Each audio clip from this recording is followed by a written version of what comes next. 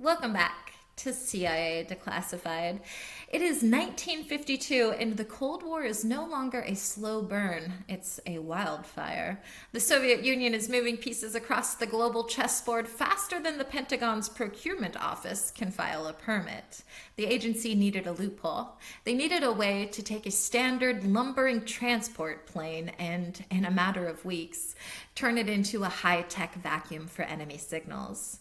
This wasn't about building a new fleet, it was about the art of the mod. It was about taking what you had and making it do what it wasn't supposed to.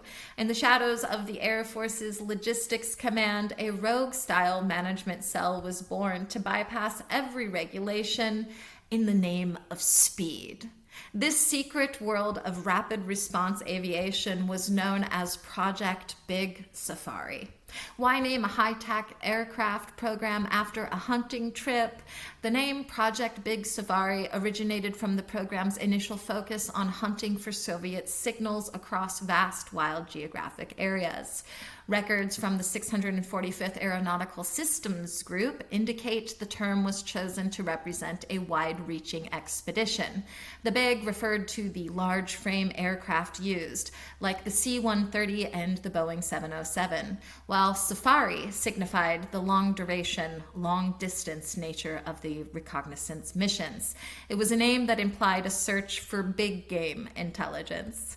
Big Safari is the reason a standard transport plane can suddenly become a lethal electronic warfare platform.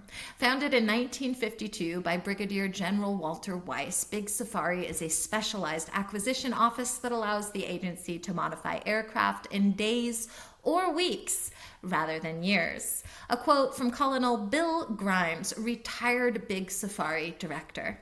Big Safari's success is based on a skunk works mentality. We don't ask what the regulations say, we ask what the commander in the field needs tonight, end quote.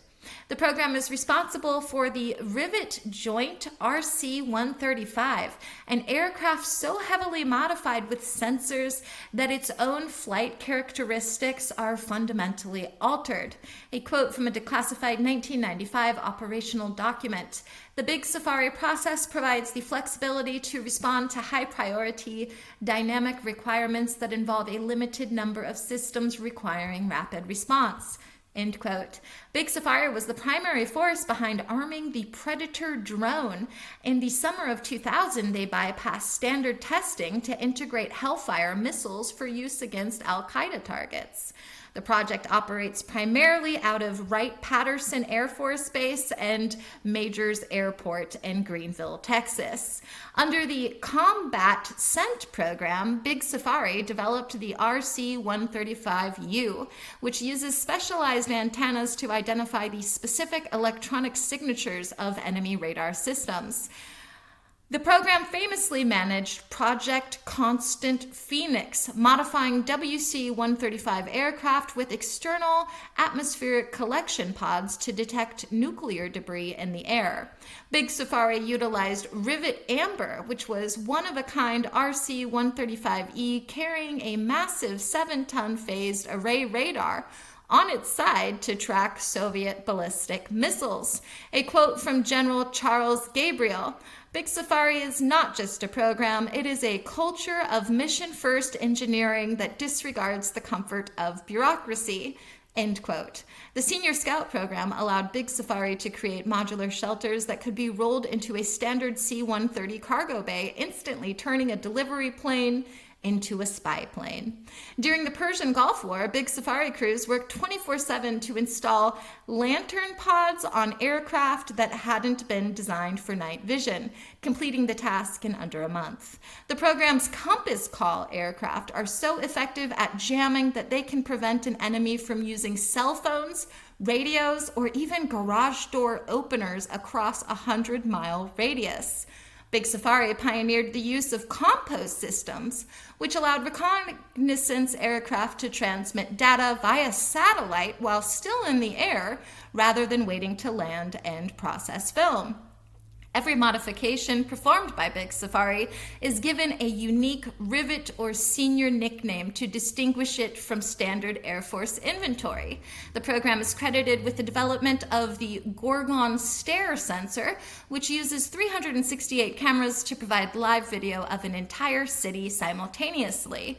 Big Safari's unique procurement status allows it to buy parts directly from eBay or local hardware stores if the official supply chain is too slow for a mission deadline. The program managed the Project Volant DO fleet, which utilized C-130s to intercept radio traffic from the deep within the Soviet Union during the 1970s. The RC-135W, a Big Safari staple, is often referred to as a flying supercomputer because it can process millions of signals per second while in flight. To keep weight down on modified planes, Big Safari engineers often removed all non-essential items, including interior insulation, making the cabins incredibly loud for the crews.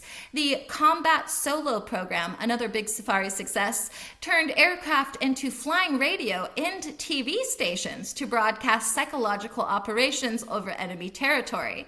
Big Safari planes are often distinguished by a thimble-shaped nose or cheek fairings on the sides of the aircraft, which house sensitive signals intelligence equipment.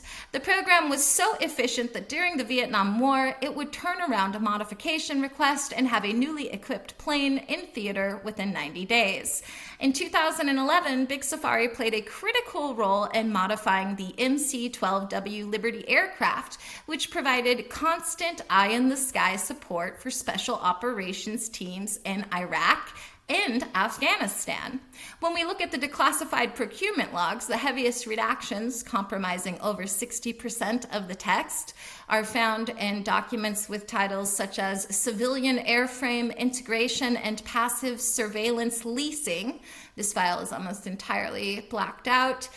Specifically, the section on commercial airliner sensors, which is missing, and there's over 5,000 pages of non-military transponder masking, which are gone. Why is the agency hiding how many civilian planes are actually Big Safari assets? Get ready for the theory of the invisible fleet. Speculation suggests civilian airliners are actually spy planes. This theory claims the redactions in the leasing agreement logs hide the fact that the agency has installed sensor arrays in the bellies of thousands of commercial jets. Some imagine the redacted pages have something to do with an automated in-flight ejection protocol, which hides a ghost pilot system where the agency can remotely hijack commercial flights for emergency reconnaissance. Theorists looking at the blacked out pages argue that some flights don't have passengers at all, but use holographic windows to hide the equipment that is being transported inside. Gossip suggests the black bars in the cargo hold modification section hide an atmospheric seeder used to disperse chemicals globally via commercial luggage space. Rumor says the in-flight connectivity exploitation redactions hide evidence that airline Wi-Fi is actually a giant brain scanner collecting biological data. Some believe the 5,000 redacted pages hide a space loom where Big Safari planes tow invisible wires to create a global mesh network. Speculation persists that the redactions in the fuel additive optimization section prove the agency is using smart exhaust cameras that float in the air for weeks. Fringe gossip argues the redacted sections describe an airport subliminal program using PA systems to prime travelers for data collection. Whispers from the dark web suggest the redacted meteorological files prove the agency can make a Big Safari plane look like a cloud on radar. Another wild theory claims the missing pages describe a DNA sniffer used to identify every person on a plane from the moisture in their breath. Some conspiracy enthusiasts argue that the flight duration redactions hide the CIA's secret that they have nuclear cargo planes that can never land. Some whispers suggest the redactions are so heavy because they prove the airline industry is entirely owned by the agency. Rumor has it that the missing pages detail soul capture sensors that record the dreams of passengers who are sleeping while in the plane. Some imagine the redactions hide a program to replace human pilots with inorganic sentience to ensure that there is 100% mission loyalty. Speculation suggests the black bars cover a system where every suitcase on a Big Safari modified plane is scanned for anything that would contradict government policy. Theorists argue the redacted logs describe how contrails are used to write invisible data codes into the atmosphere for satellite pickup. Word on the street is that the redactions prove the agency has developed pocket dimensions inside aircraft to store entire spy teams without adding weight. Some believe the missing pages describe how the agency uses manufactured turbulence to force passengers into a suggestive state for easier questioning later. And lastly, there is a theory that claims the redactions prove the agency has used Big Safari tech to turn one commercial airline into a time loop where the same flight has been flying since 1985. Was Project Big Safari a success?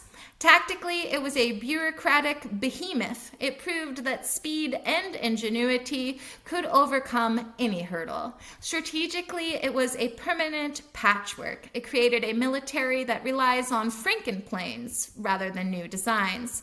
As far as technological and operational breakthroughs go, the fast-track Spies led to the breakthroughs that define the intelligence landscape today, such as quick reaction capability, used today to rush drone countermeasures to the front lines in days. The rover system, now the standard for first responder video links in thermal firefighting. Modular sensor pods, which allow for search and rescue teams to turn standard helicopters into high-tech life finders. And rapid prototyping protocols, the foundation for medical device acceleration during national health crisis. Project Big Safari reminds us that in the world of rules, the person who knows how to break them safely is always the one that wins. Thanks for listening, and join us next time as we examine Project Micah. In the sterile labs of Langley, the agency searched for the biofeedback key. We'll uncover the vagus nerve blueprints and the heart rate suppression manifest. Join us next time for the body hackers. In the meantime, I'll see you in the archives.